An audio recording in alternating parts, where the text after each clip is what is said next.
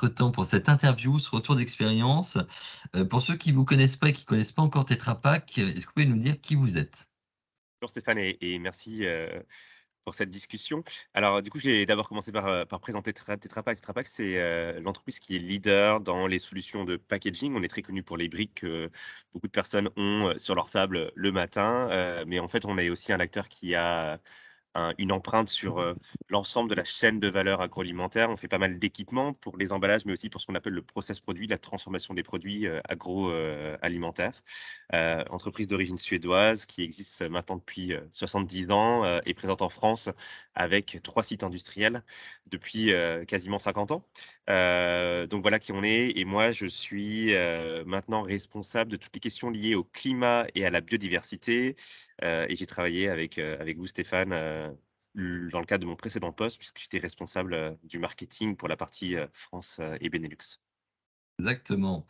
Merci beaucoup pour ça. Est-ce que vous faites déjà des webinars?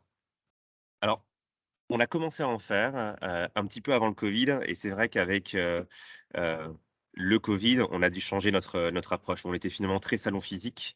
On a accéléré avec le Covid sur ces salons, heu et webinars, donc salon en ligne et webinars et clairement, on a vu que ça marchait bien, que ça nous permettait d'aller, chercher des cibles qu'on ne connaissait pas, et du coup, on va continuer à le faire, clairement avec, des partenaires, voire même via nos propres solutions. Super. À quel rythme, aujourd'hui vous faites des webinars, depuis que vous avez commencé à en faire? Je pense qu'on est, en moyenne, je vais parler à l'échelle des marchés, et non pas à l'échelle de l'entreprise, au global, parce que sinon, ça je vous dirais qu'on en fait, un par jour, si je compte tous les marchés. Si je prends l'exemple de la France, je pense qu'on doit en faire en moyenne 4 par an, D'accord. sur les sujets variés, produits, donc nos solutions de portefeuille, aussi sur les sujets liés à la façon dont on produit, donc comment est-ce qu'on opère dans nos usines, des sujets liés au service. Donc j'ai envie de dire 4 fois par an. Super. Qu'est-ce qui vous a motivé à faire des webinars, à faire des webinars? Ah, du coup, je l'ai un peu mentionné, il y a cette idée, d'avoir de la visibilité, donc il y a un objectif de communication, clairement. Ce qui est assez intéressant, c'est que ce qui est dit, reste puisque c'est filmé, on peut l'utiliser, le réexploiter et je trouve que ça, c'est super intéressant, parce que du coup, il y a une certaine, durabilité, du message et de l'impact, et d'ailleurs, on le voit avec les webinaires qu'on a fait avec vous, on a des leads qui reviennent, de temps en temps, même si on a fait, ce webinaire il y a quasiment 2 ans. Donc communication, durabilité du, message, une cible qui est plus élargie et puis la capacité, notamment, via les, Q&A, questions, et réponses, bah, d'avoir des discussions, avec des consommateurs, avec des clients, de façon très large. Et qu'est-ce qui vous a donné, merci beaucoup. Qu'est-ce qui vous a donné envie, de participer à notre événement digital, l'emballage du futur en 2020? Alors du coup, Tetra Pak, c'est un leader, de la brique alimentaire. On vit dans le monde, de l'emballage, une révolution, on va dire réglementaire qui est, attendue par les consommateurs, par les marques, qui est attendue aussi par nous. Et en fait, depuis des années, nous, on travaille sur la révolution de notre emballage pour qu'il soit encore plus bas carbone, pour qu'il soit, encore plus issu de ressources, renouvelables, donc sortir du monde du fossile.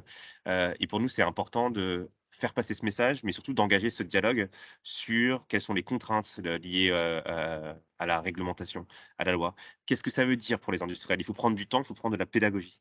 Et du coup, quand on a fait ce webinar sur l'emballage, du futur, il était question justement de traiter, ben, de ces enjeux réglementaires, ces enjeux sur la chaîne de valeur et quelles réponses nous, on pouvait apporter aux industriels, français, aux marques, dans cette transformation, de l'industrie, qui encore une fois vient des attentes des consommateurs, des attentes de la planète et aussi de la réglementation.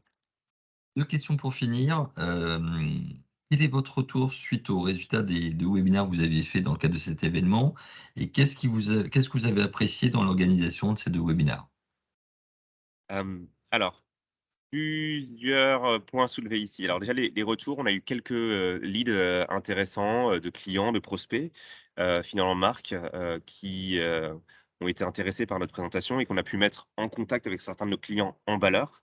Donc c'était dans un objectif de business développement, assez, intéressant. Ça, c'est le point numéro un. Point numéro 2, et je reviens à des objectifs, initiaux qui étaient de la communication. Donc on a quand même beaucoup communiqué sur l'existence de ce webinaire. Il y a certains de nos clients qui l'ont vu en live, d'autres qui l'ont vu après sur la plateforme.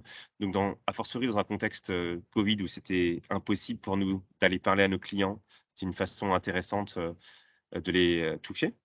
Donc ça, c'est sur la partie, impact. Sur la partie, organisation, déjà le fait que la plateforme soit totalement, intégrée, dans un groupe qui est assez large avec, du coup des publications, type, Usine Nouvelle et cetera, fait qu'il y a une très belle visibilité, et puis, un professionnalisme.